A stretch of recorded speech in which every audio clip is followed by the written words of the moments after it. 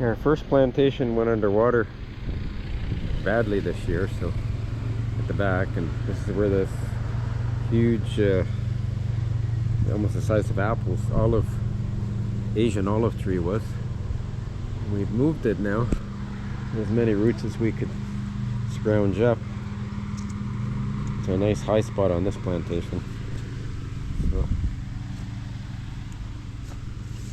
So hopefully she's going to survive.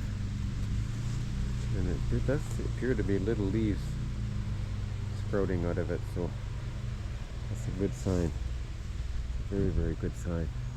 Look at all these little new sprouts here, see? Very, very good sign. Well, all the glory to God if this thing takes. Lost so many trees transplanting them from the drowned out plantation. Time to build her up before we plant there again. Worm on here. Pull this guy off.